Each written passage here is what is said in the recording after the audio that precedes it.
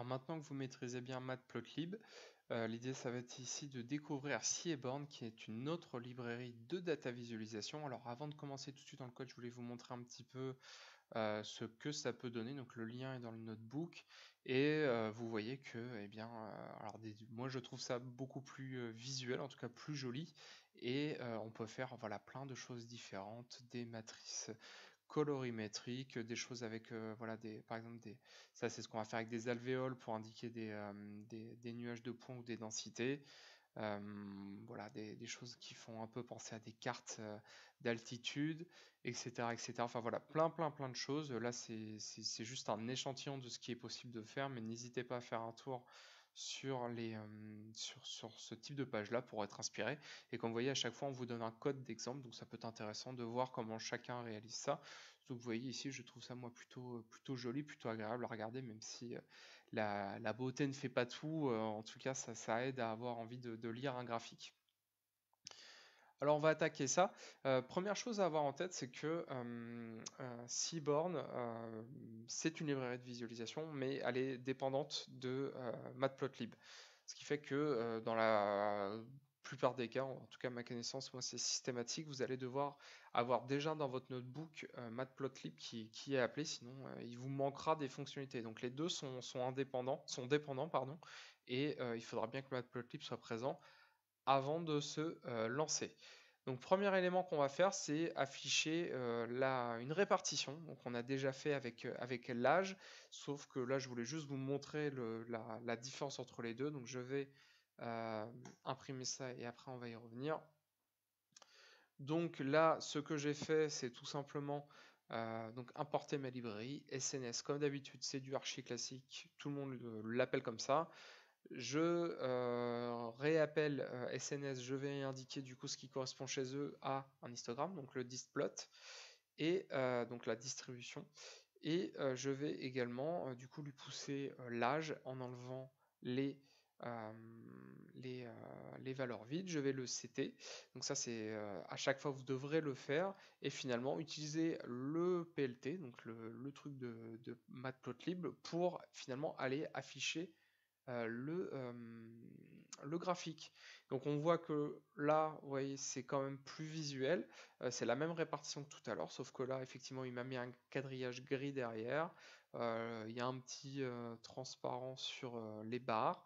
Il m'a également mis en surbrillance une courbe qui se cale par rapport aux valeurs et qui est un bon complément pour voir un petit peu le trend, la tendance, la répartition, la densité par rapport à cette valeur-là.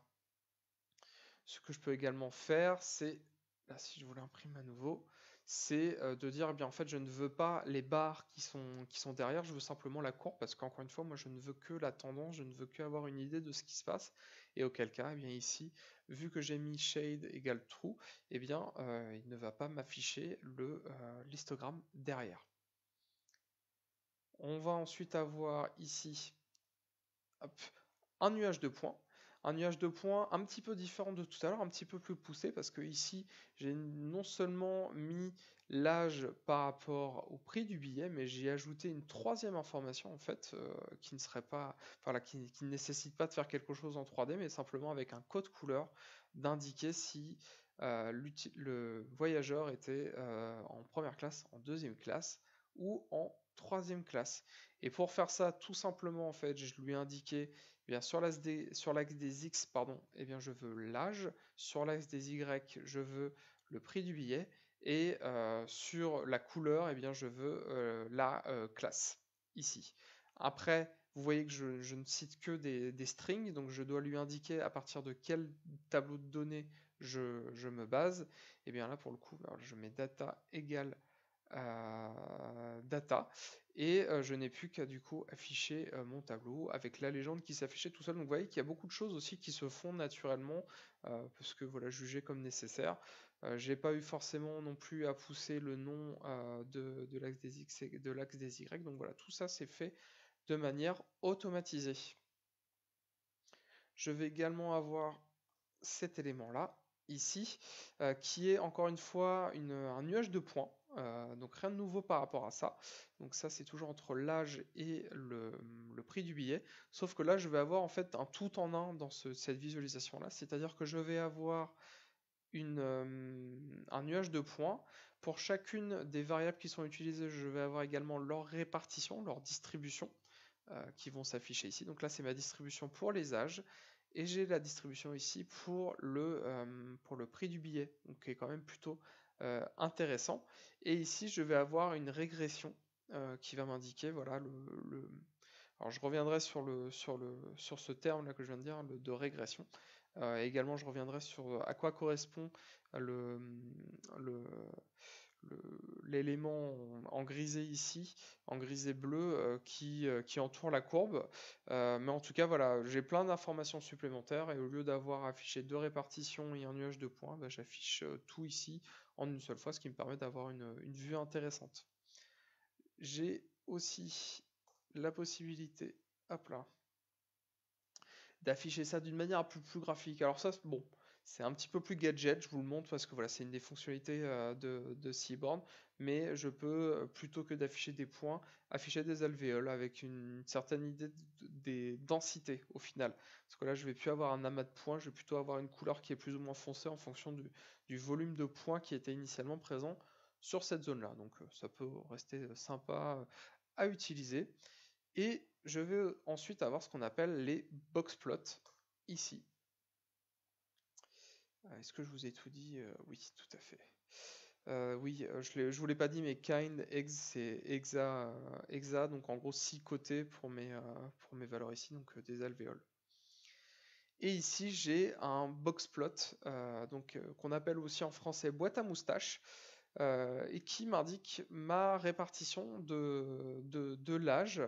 Et en fait, en théorie, la distribution qu'on a ici de l'âge et le boxplot qu'on a ici, en fait, ça donne à peu près le même type d'information.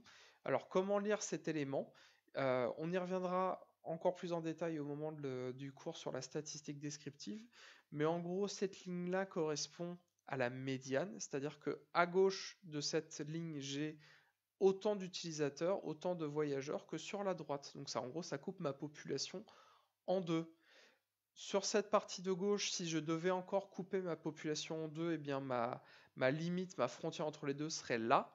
Et à droite, si je devais aussi couper ma population en deux, eh bien ma tranche serait ici. Et finalement, ici, j'ai les extrêmes, les valeurs de départ et les valeurs maximales ici.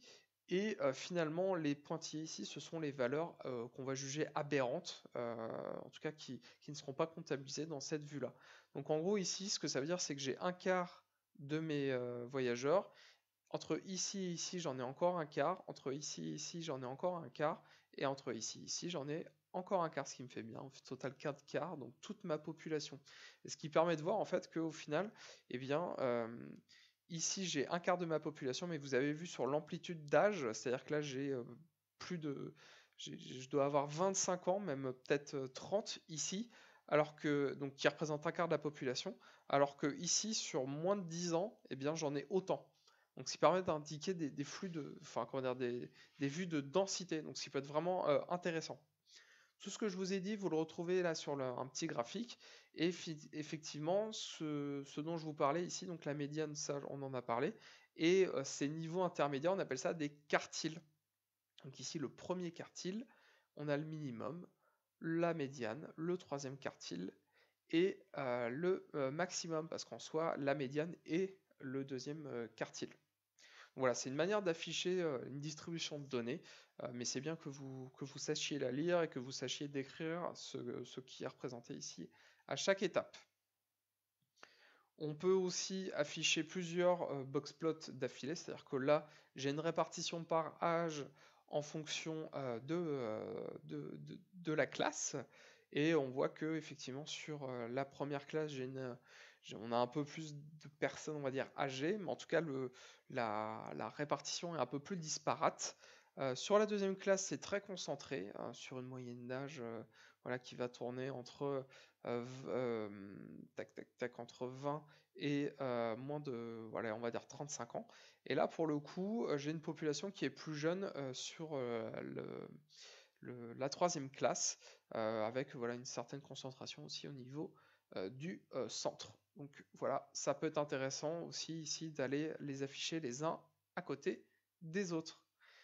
Et une autre manière que je trouve plutôt jolie, plutôt esthétique, plutôt élégante, c'est ce qu'on appelle des violons, qui est exactement la même information qu'ici, c'est juste que là on va avoir un peu plus de détails, c'est-à-dire que là on a quatre grands blocs, donc premier quartile, deuxième quartile, troisième quartile, quatrième quartile, et bien là ça va plutôt m'afficher voilà, une, euh, une, euh, une courbe, on va dire, une forme qui, voilà, selon la définition, peut prendre la forme d'un violon, d'où le nom. Et le petit point blanc que vous avez ici en plein milieu, c'est la fameuse médiane. Alors on va prendre ici sur le orange, c'est plus facile. Les extrémités là de la barre qui est épaisse, donc c'est le premier et le deuxième quartile, et finalement ici on a les extrêmes. Donc on retrouve autant d'informations, c'est juste que là ça va être affiché de manière un peu plus élégante. Et vu que c'est un petit peu petit, eh bien on va pouvoir forcer la valeur un peu plus grande en changeant la taille. Donc vous voyez que c'est pas exactement comme Matplotlib, donc c'est quand même un coup à prendre. Il faut un peu réapprendre le vocabulaire. En tout cas, je pense que vous aurez compris qu'à chaque fois, en fait, sur les visualisations de Seaborn, on va plutôt citer le nom de la colonne qu'on souhaite utiliser et à côté, on va indiquer donc dans Data le tableau, pardon, pas le tableau de bord, le data frame qui est associé au libellé qu'on est en train de pousser ici. Évidemment, je ne l'ai pas forcément fait ici, mais on va pouvoir rajouter des légendes, mettre sur un angle de 45 degrés les valeurs qui sont ici. Donc on a autant de possibilités que sur Matplotlib. Voilà pour Seaborn. N'hésitez pas, vous de votre côté, à aller creuser un petit peu plus loin à partir du lien que je vous ai donné. Donc vous pouvez aller plus loin en testant d'autres visualisations. Donc n'hésitez pas. Moi, je vous ai vraiment montré les principales pour vous donner voilà, le goût du test de votre côté. Mais n'hésitez pas à faire un tour sur ce type de site-là ou sur des forums.